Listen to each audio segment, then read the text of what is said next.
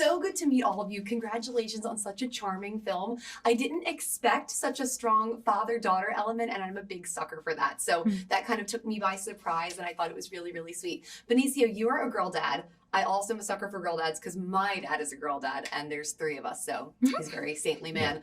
I know that you have a daughter in real life, and you know, Zsa Zsa has this incredible character arc that you don't really see coming.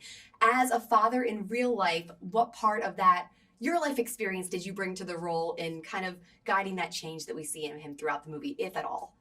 Well, you know, it's very different, right? That my relationship with my daughter versus the relationship that Zsa Zsa has had with his daughter when the movie starts. But I think that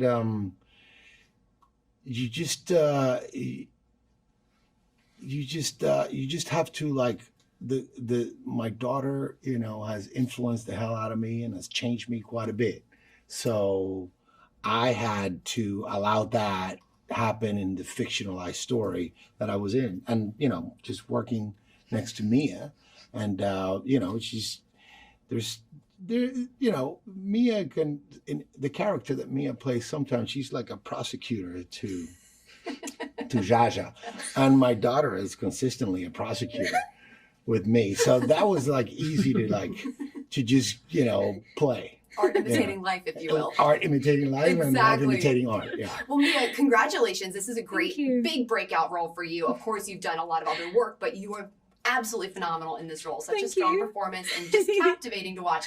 You two have such a beautiful relationship, that the way you play off of each other. You and Michael have such a strong rapport as well. You just had a great connection with everyone that you worked with on screen. What did you guys do off screen to kind of build that? Because I know that you had a 2-week rehearsal period. Yes. Which is kind of cool. Yeah. So we did have probably about a week. I think it was a week and a half of rehearsal period. And from the minimal work that I have done, I have come to learn that that's not a common thing. You don't get to just be in a room with your director for a week and a half, 3 of you focusing entirely on what it is that you're going to do.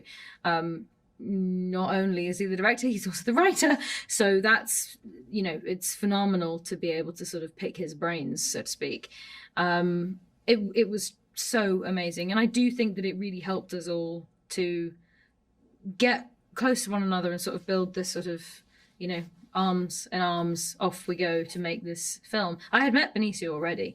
We met during the screen test, but that was only 2 days of screen test, so didn't know each other particularly well. And then I hadn't met Michael before. I think I met you in a German bureaucracy building for the first time when we were going to get our work permit sorted. Yes. Right. So we hadn't really spent that much time together. And that was phenomenal. And it's also impossible to not become quite good mates with the people that you work with when you eat breakfast, lunch and dinner together every single day, and you drive into work together and you just see each other all the time. It was really wonderful. You don't always see that kind of chemistry that the 3 of you had together on screen, even with all of that being true. So you guys truly did such an excellent job with that. Michael, finally working with Wes Anderson for the first time. I want to get this quote right, but Benedict Cumberbatch, he said about you, Wes Anderson discovering and using Michael Cera must have been like when God discovered water. I know that you've been a fan of Wes's since you were a kid. You saw the Royal Tenenbaums with your mom. What was it like to finally work with him, and what surprised you about the experience? It's great to work with him. What's surprising? I mean, it's just great to watch up close how Wes puts a movie like this together and puts all these worlds together. I mean, that was when I read the script, I was just thinking, how will he bring all of this across? It feels enormous. And bring it in under, you know, at a number that makes sense. But he did it. And then, you know, most of it was kind of built. I mean, they kind of brought these worlds to life. I really don't know how he does it, but that was, not surprising, just magical to see him bring all of these things to life. It was such a charming movie. It touched me. I didn't expect that. I also am not one to like laugh out loud by myself. I was in the screening alone, and I was laughing out loud by myself with the security guard who also was. So great experience. Really lovely to meet all 3 of you. Congratulations on such a nice movie. Thank you so much. Have a good one.